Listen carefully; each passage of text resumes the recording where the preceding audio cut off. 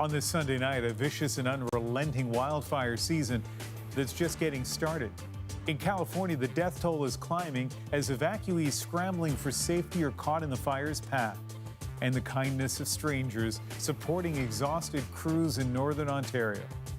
Also tonight, paying tribute to the Danforth shooting victims. 1 week after gunfire shattered a warm summer evening, those who were there, who jumped into action, who tried to save lives, remember. And the Blue Jay who just hit his way into the history books, a record no rookie has accomplished in more than 140 years. This is The National.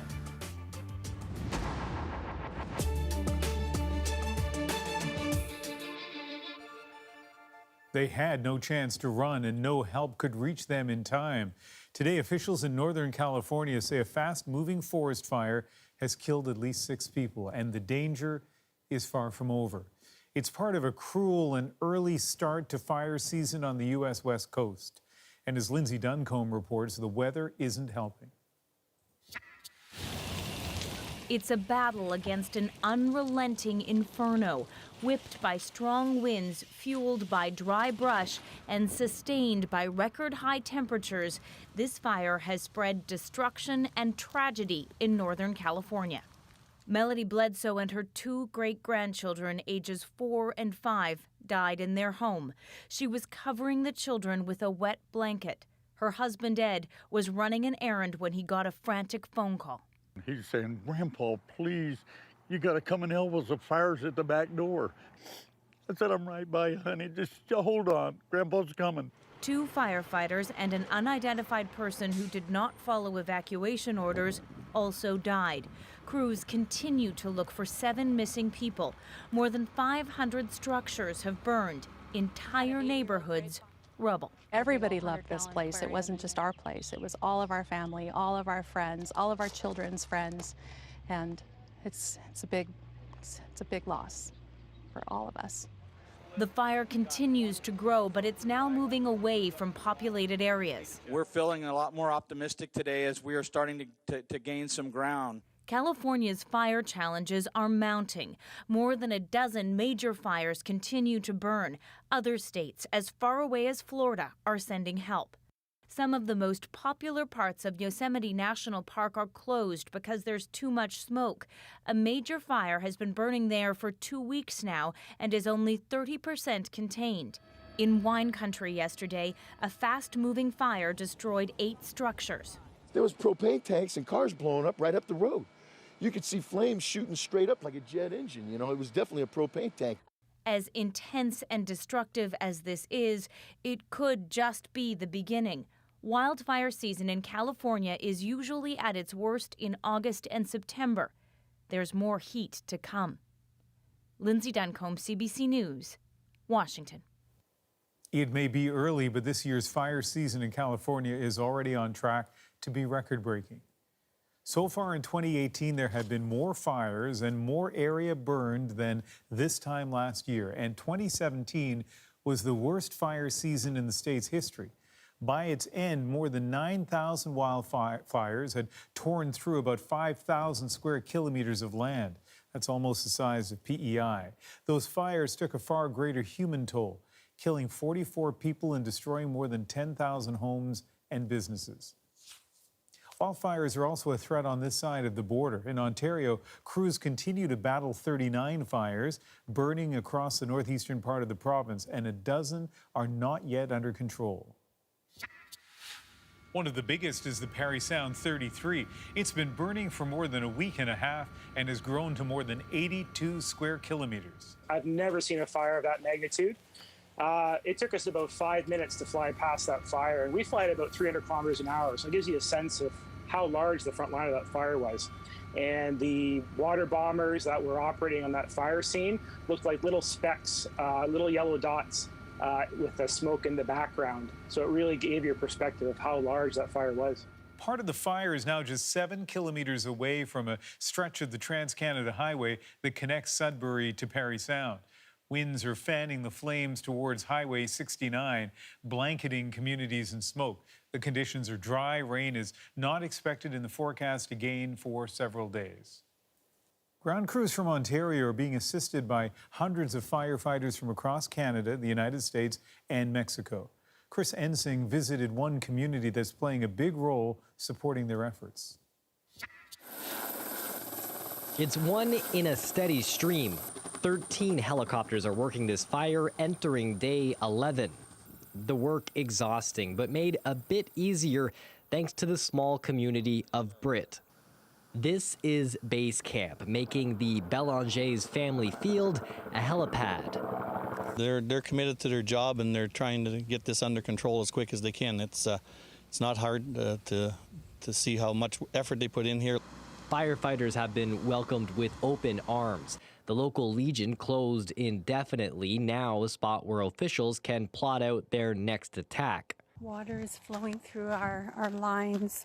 They're trying to protect homes like this on the Henvey Inlet First Nation. About 200 people were forced out, and they won't be able to return until next Friday at the earliest. Beginning to get a little bit smoky here. Crews have placed pumps and sprinklers on homes, protective measures for the worst case scenario. We had to just almost stop the boat and figure out where we were. And the Kivenans know for some it's too late. Scorched earth, all that's left of 100-year-old cottages passed down for generations. They're ready for this to be over. We have had cottagers that have lost buildings and beyond, and our heart goes out to those where the fire is still encroaching. Back on Bélangers field, the next helicopter prepares to leave. There's no expectation for how long this will last, but it's clear those fighting this forest fire are in this for the long haul. Chris Ensing, CBC News, Brit. Here's what else we're working on tonight on The National. Another disturbing video of a racist confrontation emerges, raising the question, what does it take to constitute a hate crime? A deadly shallow earthquake in Indonesia spawns aftershocks and destroys more than 1,000 homes. But first, it's been 1 week since the deadly shooting in Toronto's Greektown. Many in this city are still struggling to deal with what happened and the impact it's had. This evening, the mayor, John Tory, returned to the Danforth to reflect on the people who continue to gather to pay their respects. And that's what shows you how strong this community is. And it doesn't take away from the tragedy, it doesn't take away from the grieving, but it just shows you this is a real community, and we've got to make sure it stays that way and that we fight off anything that is going to threaten that. Today, people offer their condolences to the families of the two people killed in the attack, 10-year-old Juliana Kozas and 18-year-old Reese Fallon. The CBC's Greg Ross has more on a community still in mourning. It feels like a nightmare where we can't wake up. 1 week after the horrific shooting on the Danforth, many still feel the pain. This afternoon, family, friends, and people from the community gathered at a public visitation for Reese Fallon, the 18-year-old woman who was shot and killed last Sunday. I come because I'm a mom myself, and I felt really sad about what happened last week. Members of the Toronto Police Mounted Unit stood guard outside while mourners made their way inside for one last goodbye. I don't think we're anywhere near starting the healing process yet. We're still trying to accept what has happened. Julie Steele is a family friend who knew Fallon well and spoke to her just hours before she died. We just talked about how her summer was going, how her family was doing. I can't believe we're never going to have another conversation ever again. At the spot where she was gunned down, a man who is still haunted after witnessing her last moments. It ingrains itself in your memory. Mike Nemeth lives just steps away from this fountain. He was one of the first to arrive on scene among a group of people who helped the victims. He says the mental images from that night are hard to shake. The thing that triggers me now is when I hear ambulances and fire trucks going by, it kind of brings me back to that moment. He finds comfort in coming back to this same spot every day. When all this mayhem was going on, there was just people yelling and screaming and you couldn't hear anything. But now we're here and we can hear the fountain. It kind of brings some calm. Fallon's funeral is scheduled for Monday morning, and we're also expecting the Prime Minister to be in the city Monday afternoon. We're told that he will come here to this fountain where he will lay flowers at this growing memorial for the victims. Greg Ross, CBC News. Toronto. And while the Danforth tries to return to some sense of normal, one stark reminder of last Sunday night, Dimitri's, a dessert restaurant where the gunman opened fire, remains boarded up. It will likely be closed for several more days. Health authorities on the West Coast are raising the alarm again about opioid overdoses. According to BC Emergency Health Services, paramedics responded to 130 overdose calls in the province in a single day last Friday, a number reached only once before on April 26, 2017. So why the sudden spike? It's a combination of a couple of factors. There were a lot of overdoses in the safe injection sites and overdose prevention areas, and we knew there was something very toxic on the street. That combined with the fact that the income assistance checks went out where we always see a spike, resulted, we think, in this 130 overdoses. All 130 people who overdosed were revived, but still in BC there is a desire to intervene much sooner when addiction's grip is first taking hold, perhaps in high school. Briar Stewart now on an innovative idea and its challenges. This was the classroom. Inside this room are the remnants of Quest Collegiate in Barrie, Ontario, Canada's first and only recovery school. For the few dozen teens who went here, a key part of the curriculum was therapy and counseling in addition to academics. If they're not constructively present in the classroom, there's no point in trying to teach them history. Just stop and figure out what's going on. And that is the real power of the Recovery High School movement. Recovery schools are designed to help teens struggling with addiction and mental health issues. Quest, which started in 2014, was modeled after similar programs in the U.S. But this month it was shut down because there was no financial commitment from government to keep it going. And I just couldn't get anybody to champion it. But just as this school was shuttered, there were calls to create one just like it in BC, a province that's at the center of the national opioid crisis. In a newly released report, the BC Centre on Substance Use urged the provincial government to do more to support addiction recovery, including creating schools. What we're doing right now isn't working. Marshall Smith says with thousands still overdosing, health officials need to try something else. Harm reduction will get us so far. Recovery and community connection is going to get us the rest of the way. I like that picture quite a lot. For Deborah and Edward Bailey, a recovery school is an option they wish they had when their daughter Ola started experimenting with drugs at 13. By the time she was in grade 12, she was frequently skipping class, but her mother feared speaking with teachers about her daughter's addiction. What I thought was that they would think less of her. You know, she was struggling already, and I thought, well, if they also know she's using drugs, they're going to think less when they're going to give up. She died of an overdose in 2015. She was 21. Her parents say they don't know what kind of difference a recovery school could have made. Yeah, I would have loved to have tried that when she was really young. But she believes it's time to try anything that might prevent someone else's child from falling deeper into addiction. Briar Stewart, CBC News, Vancouver. We're keeping an eye on some developing stories tonight, including a manhunt for 2 gunmen in New Orleans. Put the guns down. It took somebody that I love. That woman's son was one of 3 people gunned down last night. 2 men opening fire, one with a handgun, the other with a rifle.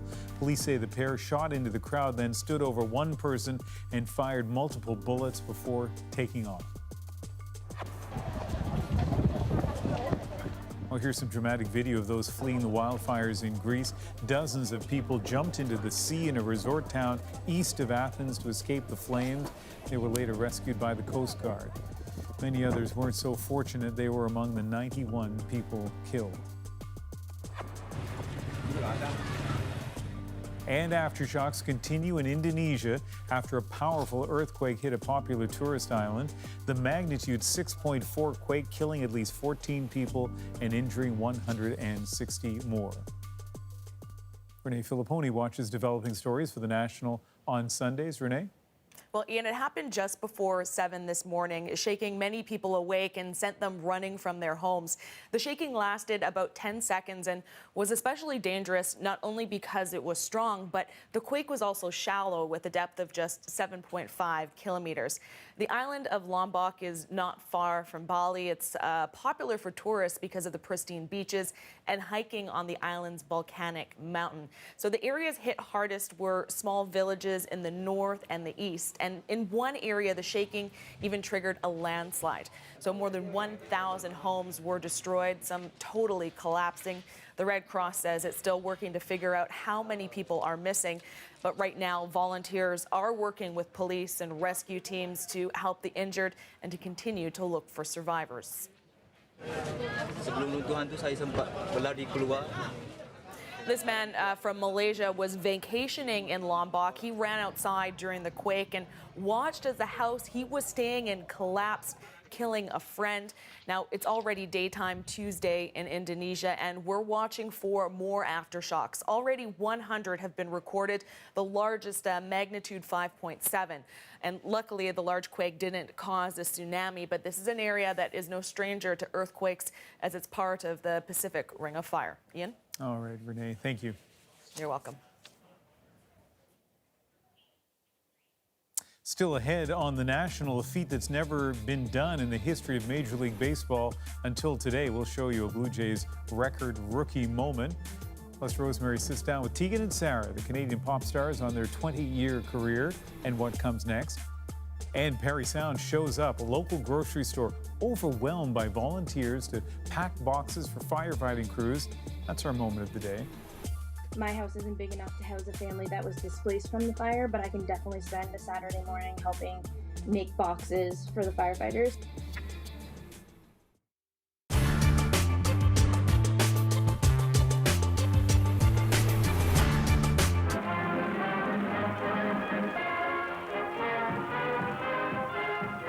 Far from the din of battle stands a Canadian General Hospital housing some of Canada's casualties recently arrived from France. A welcome visitor comes to its doors, Her Majesty the Queen, who is taking time out from her many functions to visit her Canadian boys. The trim gray-clad figure with a dazzling smile wears the diamond maple leaf presented to her during the royal visit to Canada. For 3 hours in every ward, she talks to the wounded fighting men of Canada. The magic of her personality banishes all thoughts of depression. After speaking to each man individually and hearing their thrilling stories, the Queen comments briefly, the Canadians are doing a wonderful job. She leaves behind appreciation for her kindly thoughtfulness.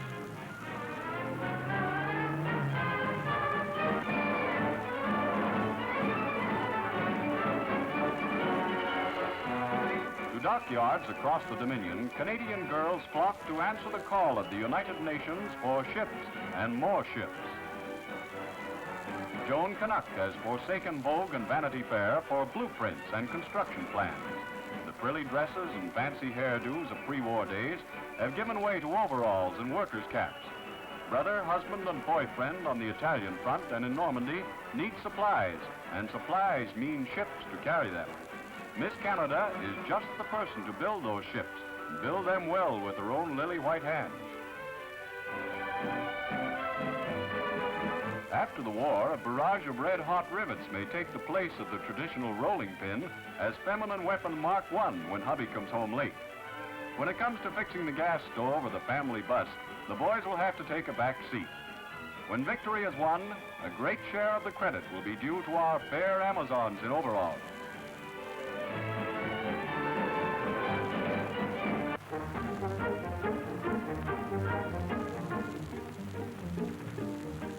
The convoy at sea represents the lifeline of our forces in the field. To maintain one fighting man in action, it requires 19 other men behind the scenes. Most of these are found handling the gigantic project of keeping the Army supplied with weapons, ammunition, and food, and the Air Force with planes and petrol.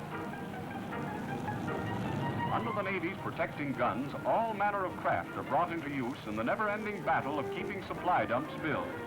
As soon as a beachhead is established, cargo vessels which are standing by commence pouring out their quota of stores.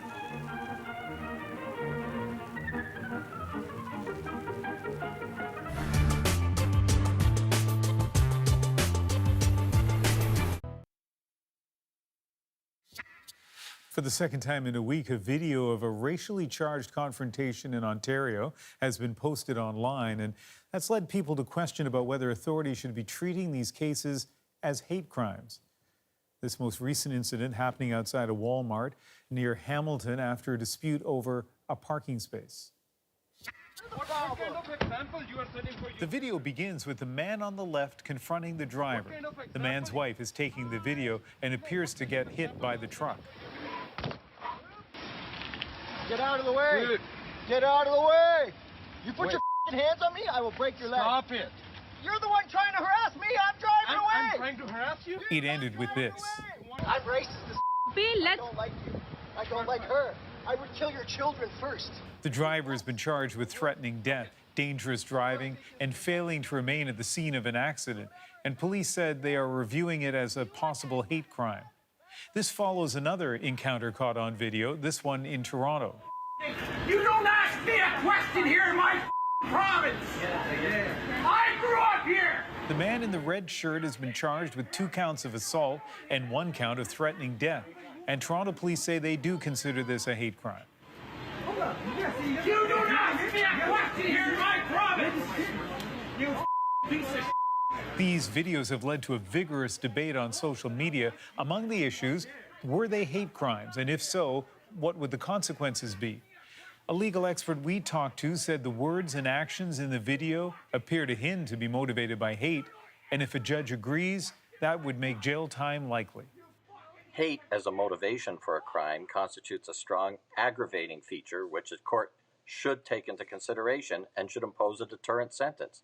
It has to send an important message to the members of the community who feel marginalized that they'll be protected, and it has to send an important message to those who might be like-minded that hate comes with a consequence. Sandler pointed out there may be more to what happened than we can see in the videos, but those videos also make the conduct of both men very clear. Still ahead on The National, could an inventive solution to clean up the water become more garbage itself? And from outsiders to activists to total mainstream pop stars, we revisit Rosemary's interview with Tegan and Sarah. When we started our music career, we were sort of starting from a place where there wasn't very high expectations for us, you know, even maybe for us from within ourselves. You treat me like your boyfriend, and trust me like a very best friend. Kiss me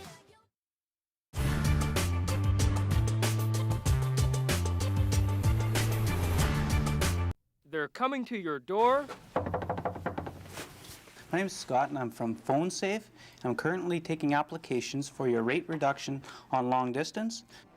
Those offer incredible. They're coming into your home with aggressive television ads. Unitel, save up to 35% off Bell Canada long distance. Call now. It's happening right across the country, and the bombardment of ads can be overwhelming. Some ideas become extinct, like high long-distance rates. They're called long-distance service companies, and in the Metro Toronto area alone, there are more than 30 of them out to get your business. It's a service that Bell Canada still offers, but no longer monopolizes. In the mid-'80s, the CRTC told Bell to share the long-distance business market. This past summer, it told Bell it also has to share the residential market. Most of the push for change came from Unitel, Bell's main competitor. Like Bell, it has its own infrastructure and phone lines and is considered a network. Unitel says the beneficiary of this kind of competition is the consumer. We're offering prices that are at a minimum 15% lower than the telephone companies, and depending on the package that you can sign up with Unitel, you can save up to 35% off the telephone company prices. There are other companies in the market smaller than Unitel known as resellers. Companies like VisionTel. It has some facilities, but mostly it rents time and phone lines from the bigger companies. With lower overhead, it can offer customers cheaper rates on long-distance calls. All US calls, irrespective of time of day, we guarantee 45% off of the Bell rate. Canadian, 35%, and internationally, 20%. And there's a variety of even smaller subcontractors and agents that lease phone lines and offer discounts. It's always 30% below whatever discounted rate they already received through Bell, and 10% on international calls. We decided to compare long-distance rates just to sample the kind of savings that are available. We chose to call Regina from Toronto. The call took place at 8:30 p.m. on a weeknight and lasted 5 minutes and 34 seconds. With Bell, the call cost $2.14. With Unitel, $1.66. And with VisionTel, $1.70. In order to get those savings, it means more dialing. First, you have to dial 7 digits. To get off the Bell line and onto the alternative system, 10 more digits are required. To identify yourself for billing purposes, then you dial your normal long-distance number. Bell is reacting to the onslaught of competition with full-page newspaper ads and a public campaign to keep its clients from slipping away.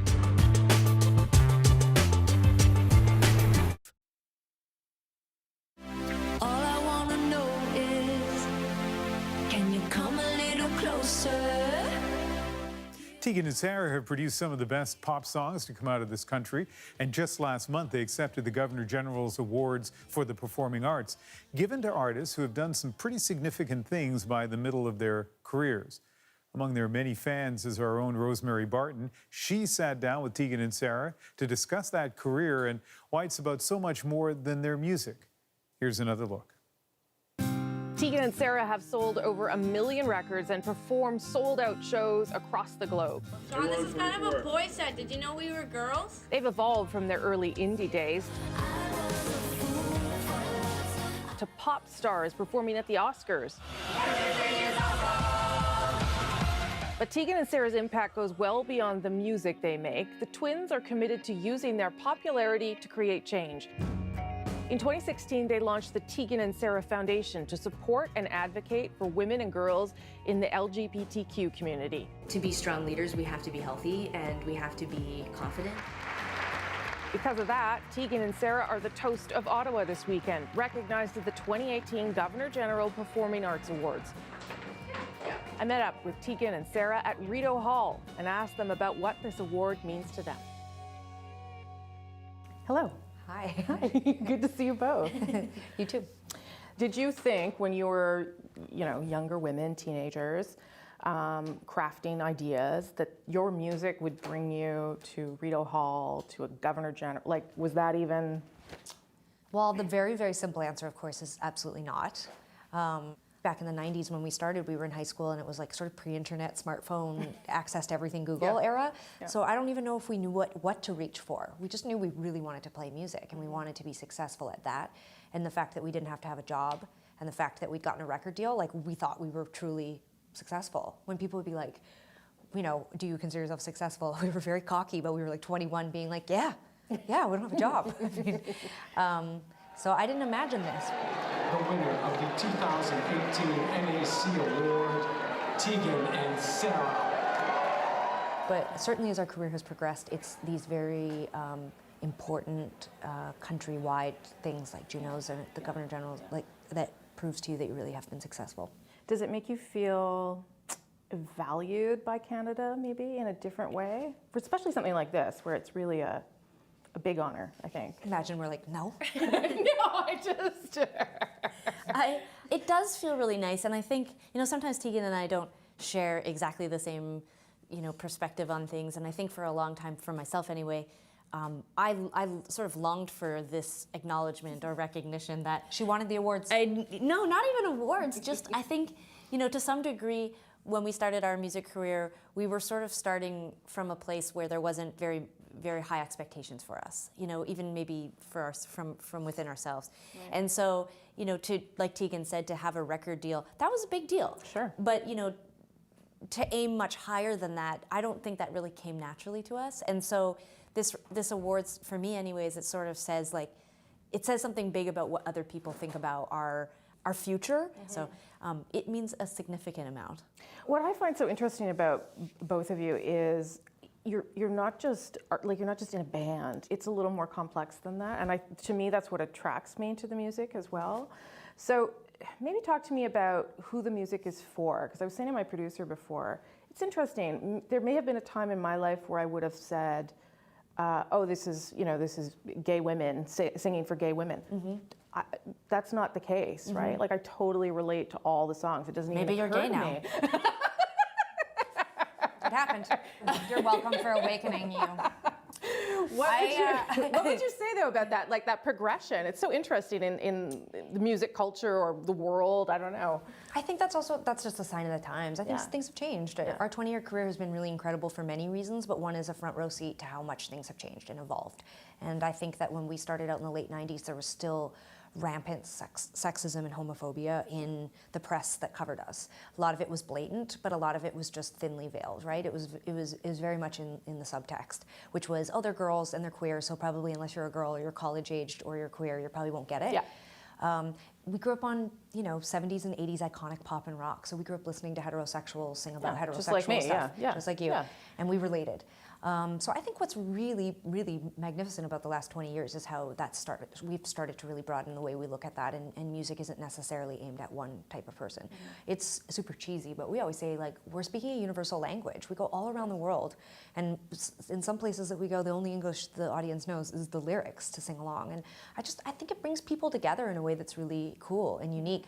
So it's also one of those things where I personally, I know Sarah and I feel different, but I didn't ever really feel that marginalized to start with. Like, I did see a wide spectrum of people enjoying our music. You agree? What if I was like, no?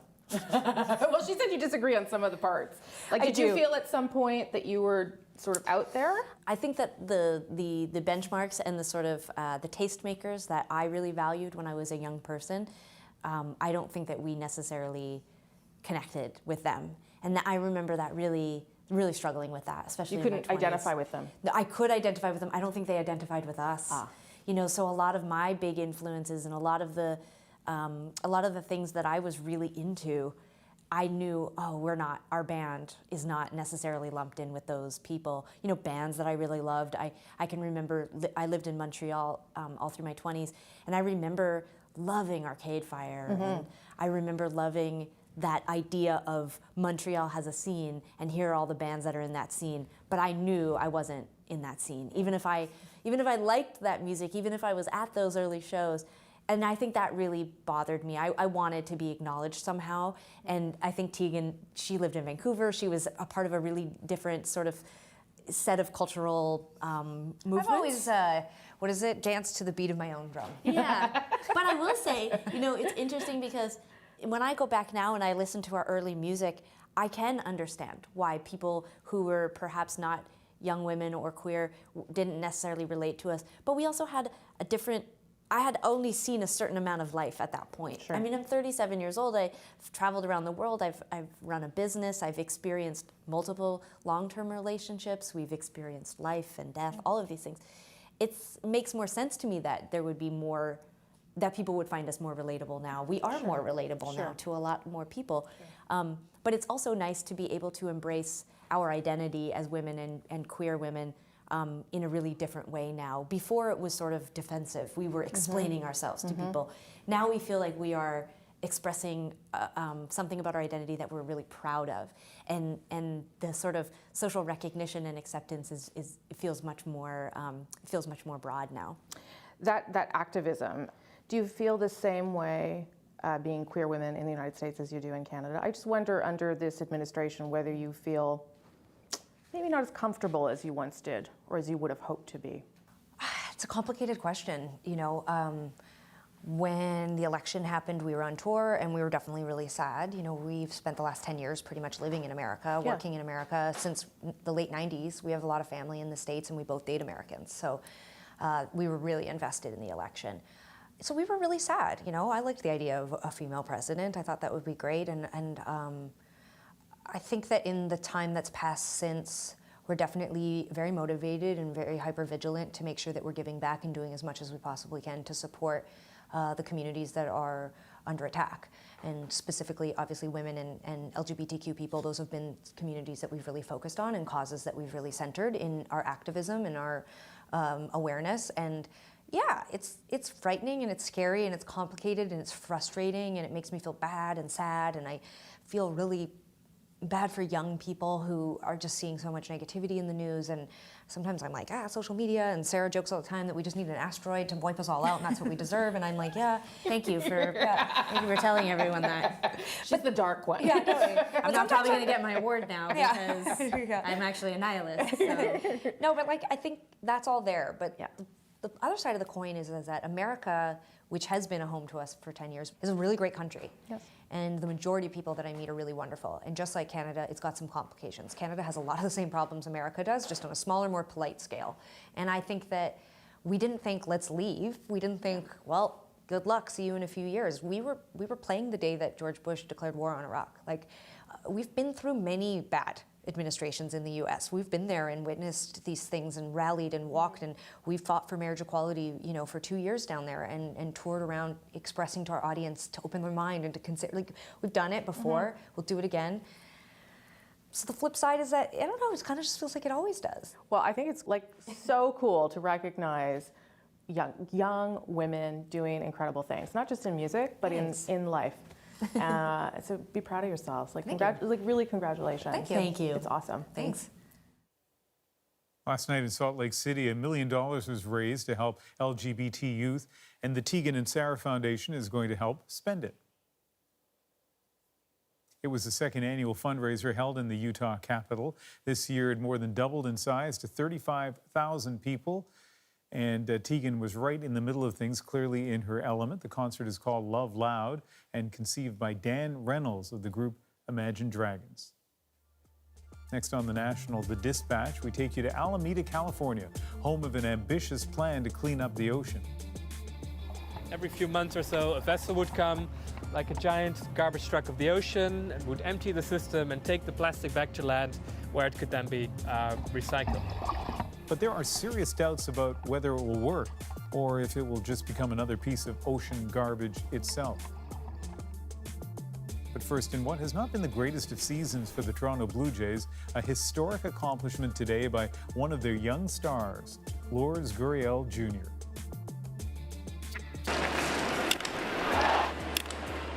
For a rookie to have one game with multiple hits, not bad. 2 games in a row, a nice streak.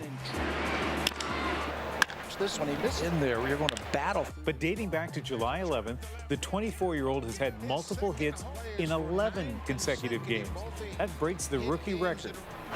Gurriel, that's a base hit, and another multi-hit game for Guerrero. 11 in a row. Not impressed yet? Well, it's the first time a first-year player has done that in the history of Major League Baseball. But given the way the Jays' season has gone, you may not be surprised to hear today's accomplishment comes with some bad news. On his last play of the game, he twisted his ankle and knee and needed help to get off the field. That is a good sign that he's walking on.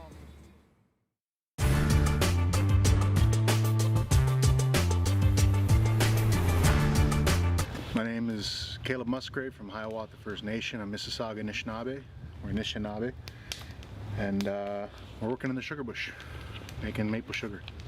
What do you look for in a tree? Why is this a good tree?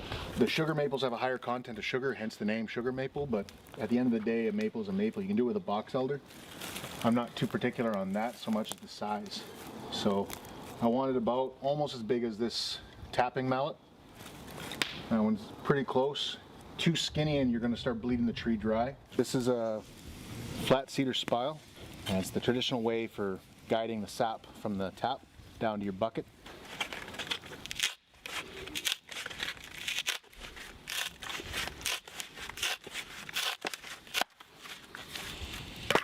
It smells real nice when you do that too. And then you just square it off, take off that bark.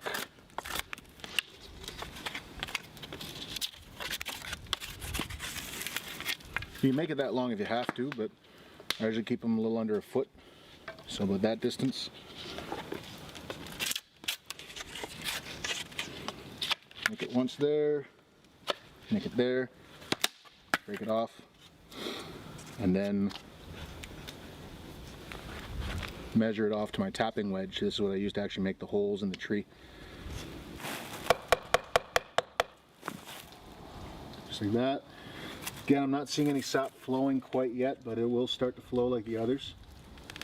I'll just set that in there.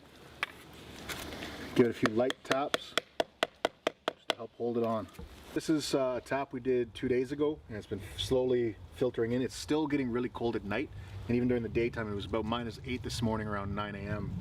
So this is all pure sap. This is all just pure sap coming down the slat and dripping down. There's more going down, but my nephews wanted to have something to chew on while they're out here, so they broke off the icicles and ate them.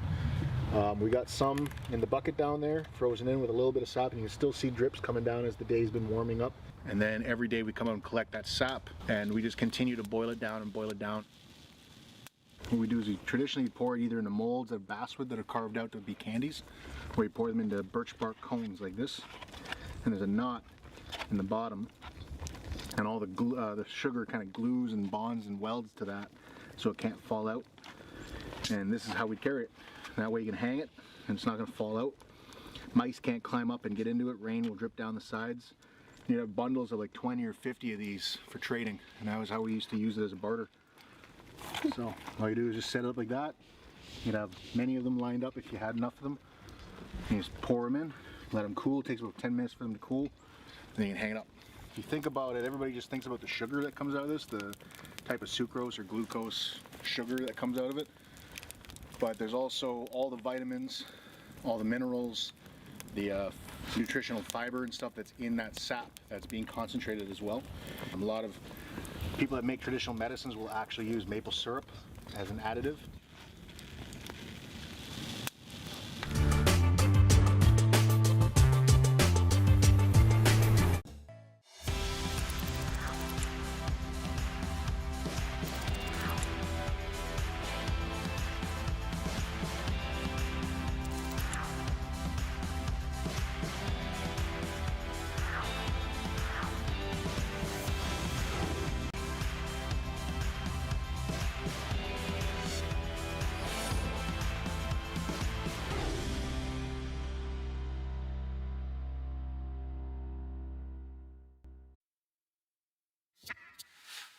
Plastic pollution. Every year, about 8 million tons of this type of waste ends up in our oceans, adding to the 150 million tons that's already there.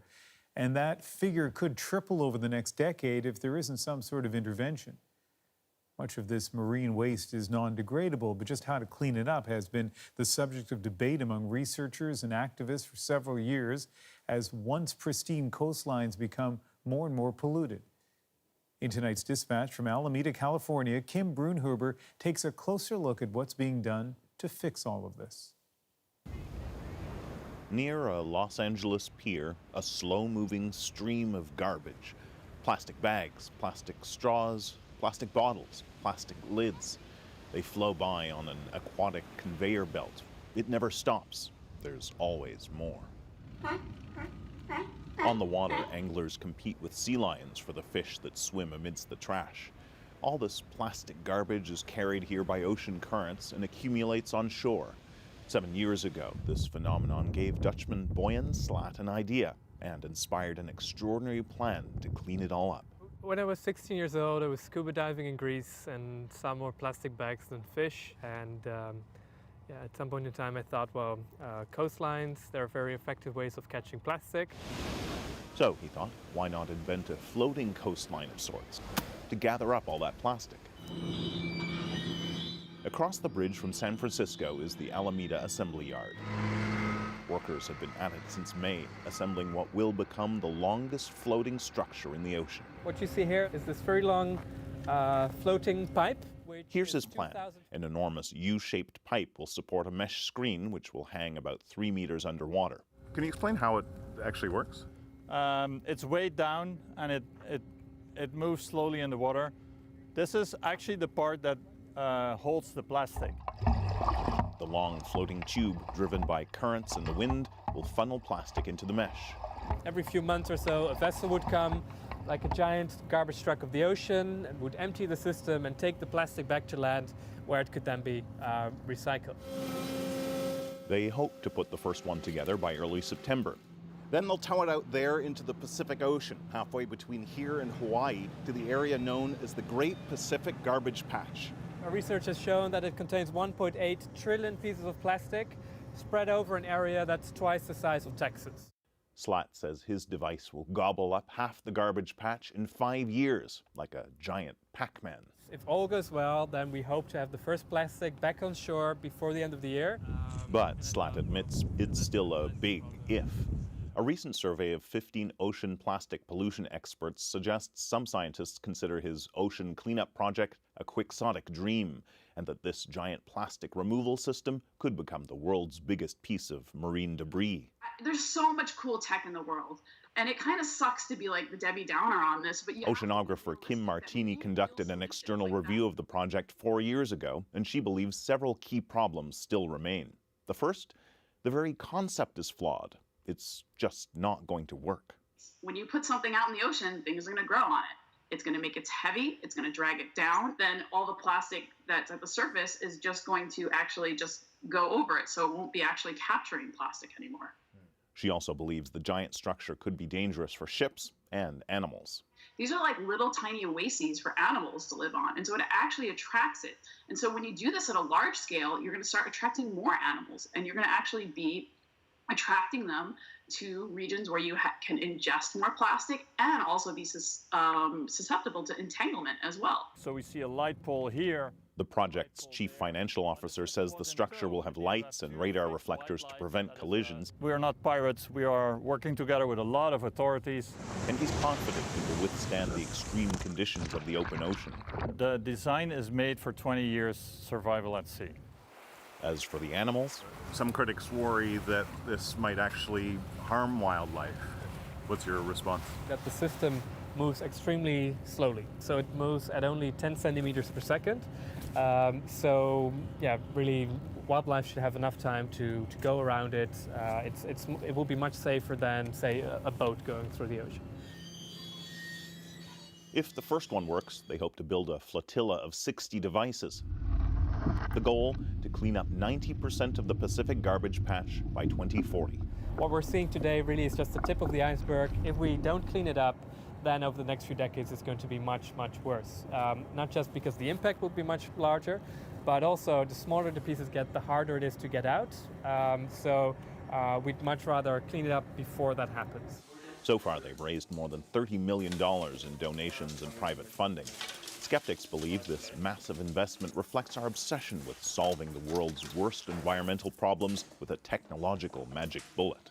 It doesn't stop stuff coming into the ocean. It doesn't close the tap, and it's not really inspiring anyone to actually change their behaviors and make a difference. Yeah, right now this problem is very far away and it's invisible. If we bring these vessels full with plastic back into port, Slat insists collecting and displaying more than 1 trillion pieces of plastic will be a concrete illustration of an abstract problem, a dramatic reminder not to toss all that trash into our oceans in the first place. Kim Brunhuber, CBC News, Alameda, California. Last September, a wildfire ravaged Waterton Lakes National Park in southern Alberta, leaving one of Canada's natural treasures charred and desolate. This Parks Canada video gives a sobering view of the devastation. The fire consumed nearly 200 square kilometers of forest and wiped out a lot of park infrastructure. About 80% of the trails were closed at the start of the season, but the park does remain popular. Staff are busy doing repairs and working to make the park safe for visitors. That fire created work for another group of people, and they couldn't be happier. They're researchers keen to study a treasure trove of artifacts and other historical clues laid bare by the blaze. The CBC's Carolyn Dunn went to see what they found. With each scrape of a trowel, there's a possibility that a piece of a puzzle will be found. Each artifact adding to the story of the Blackfoot people who used this site in the last 300 years. And the team of archaeologists can only see and explore it because of last year's destructive wildfire. It's eliminated all that vegetation on top, and wow, can we see stuff. It is absolutely amazing. It's a once-in-a-lifetime opportunity. Suddenly, the size and scope of more than 250 Indigenous camps are laid bare, revealing treasures that have been hidden just below the surface, painting a clearer picture of how the Blackfoot people lived. Finds like these trading beads document their first contact with European fur traders. And the fire allowed the team to go back even further in time. It revealed trails used by the Blackfoot people up to 7,000 years ago. We're finding so much that we're starting to rewrite what we thought we knew about Waterton history and Indigenous camps and history. I guess like to walk where your ancestors walk. I feel very strongly connected to almost all the prehistoric sites that we're seeing today. At every Indigenous site the team excavates, archaeologist Kevin Blackplume makes a tobacco offering. Blackplume is from the nearby Kainai Nation, so this professional project is intensely personal. My first projectile point, I was so happy. I found it at this site, and I was just yelling and screaming. It's cool to see. I never found a projectile point before, and to see what they hunted the bison with, it's just very uplifting, I guess. It connected me a lot to the land and to my ancestors. This is a depression relief camp. Not all the sites are Indigenous. In the 1930s, unemployed men were put to work building a road through the park. The archaeologists are finding rock foundations of structures and the remnants of camp life. Food stores, we're finding meat tins as well. The narrative of what happened here is enriched by finds like a needle case and a Boy Scout button. But access to the site without vegetation is an opportunity to make more robust the permanent historical record. We've mapped all of these outlines three-dimensionally, and then they can be plotted onto maps. And then we'll verify that with archival photos and aerial photos as well, and then kind of build up and create the story for this site. There's a narrow window for it all. Running out of time. That the vegetation regrowth is licking at our heels as we're running and recording things. But wow, what a ride. The team is hoping to dig deeper and go back even further in time over the next several years. Carolyn Dunn, CBC News, Waterton National Park. Next on the National, Parry Sound steps up in our moment of the day. Looking at what looked to be maybe 100 people, it was a very warm feeling to feel part of a community who goes to help.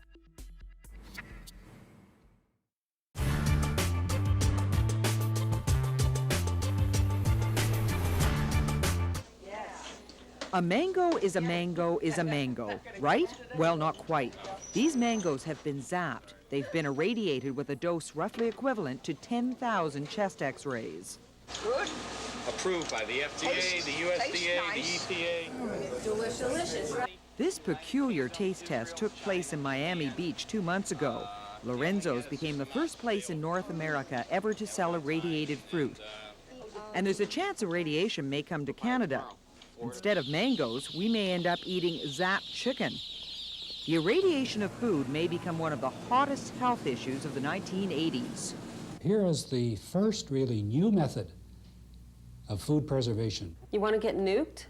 Sure, go for it, and let's build a silo in my backyard. Oh, I have eaten irradiated food, and I certainly would actively look for it if it was in the supermarket. This is cobalt-60, a byproduct of Canada's nuclear reactors, and the most common power source of food irradiation. This is how it works. Chicken, for example, goes into the irradiator on large pallets. Inside, the cobalt-60 rods are raised from a pool of water. The chicken revolves around the radioactive source. The rods are returned to the water, and the irradiated chicken moves outside. The government is now considering allowing the irradiation of poultry for 2 reasons. Firstly, to cut down salmonella poisoning. Most cases of salmonella poisoning in Canada involve poultry. Secondly, to extend shelf life. For 40 years, scientists have studied food irradiation, and most have declared it safe. They point to the astronauts who munch their way to the moon on zapped steak. They say it's safer, cheaper, and more effective than chemical sprays and fumigants. Sprays and fumigants that in some cases have been outlawed. We're looking in agriculture for non-chemical means of protecting the crops or the animals. Dr. Norm Tape of Agriculture Canada has just been made chairman of a UN group of all 26 nations that currently irradiate food. Irradiation isn't going to be a panacea. It's not going to be our milk supply or breads and our meats and our fish and all that. I think there are going to be selected applications where there are health benefits and it's economically feasible. The people that work here at Atomic Energy of Canada Limited have asked the government for approval to irradiate poultry. They're waiting for the government's decision with great interest. Most of the 140 irradiators now in use around the world have been produced right here. In the majority of cases, they're used to sterilize medical and hospital disposable goods like surgeon's gloves or cotton swabs. It's a multi-million-dollar business, a growth sector in a nuclear industry that has been slumping badly. If the government gives the green light for food irradiation, AECL could be the big winner. Well, we're talking many millions of dollars of business a year, well downstream. Bruce Wilson is AECL's Director of Marketing. He's sold irradiators around the world from China to South Africa, $15 million worth over the last year alone. Given that you have a regulation in place, you have the world's biggest and best supplier of this technology in your own backyard.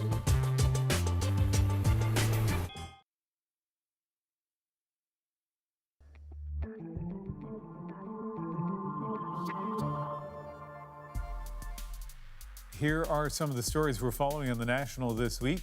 Tomorrow, we could gain some new insight into one of the greatest aviation mysteries. What happened to Flight MH370? The Malaysian government is releasing its final report. 4 years ago, the plane carrying 239 people disappeared from radar. The only traces of wreckage are wing fragments that washed up on the Indian Ocean coastline. The families of the victims will be briefed before the report is made public. Mr. Manafort, can you talk about what the filing in your case was yesterday? On Tuesday, Paul Manafort's fraud trial gets underway. Donald Trump's former campaign chair is accused of hiding more than $30 million of income through offshore accounts. This is the first real trial resulting from Robert Mueller's investigation, but prosecutors have said they don't intend to deal with questions of collusion between the Trump campaign and Russia in this case. That is a 3D gun. As of Wednesday, anyone with a 3D printer will be able to download and create one. Plans for the plastic gun known as the Liberator were initially posted online in 2013.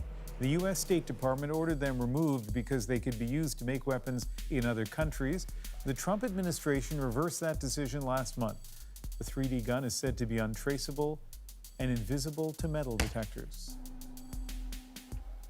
As we told you earlier in the program, fire crews are working around the clock in northern Ontario, but they need support too. And the town of Parry Sound has answered the call. The local Sobeys was struggling to fill an order of food for firefighters last week, but they didn't have enough people to pack up supplies. So they put out a notice on Facebook hoping for a few extra hands. Well, around 200 people showed up. That volunteer spirit is our moment of the day. My parents are volunteer firefighters, and I just think if it was them fighting fires, I would hope people would help. They had long rows of stations with an aisle in between them. This was outside behind the Sobe store. There was a group of people running food back and forth, and then another group of people who were responsible for packing the food. There was pasta sauce, pasta, instant oatmeal, and there was stuff like toilet paper, paper towel, garbage bags, salt, pepper, plastic cutlery. One woman suggested that we write letters and put them in the boxes. They passed out little colored cards and pens so that we're able to scrawl a little note quickly and put it in our box. I've learned that over the past few years that Parry Sound really steps up and helps out. It was a very warm feeling to feel part of a community who goes to help. My house isn't big enough to house a family that was displaced from the fire, but I can definitely spend a Saturday morning helping make boxes for the firefighters. Well, if you're a Canadian of a certain age, like my age, you grow up knowing Parry Sound for what? One thing, right? Bobby Orr's birthplace. So it's kind of nice that for at least a night in 2018, we know it for something else. And they really only had one problem after they put the announcement out on Facebook looking for volunteers. They ended up with too many. They thought they might get 40 or so. And as we heard, they had about 200. That is the National for July 29th. Good night.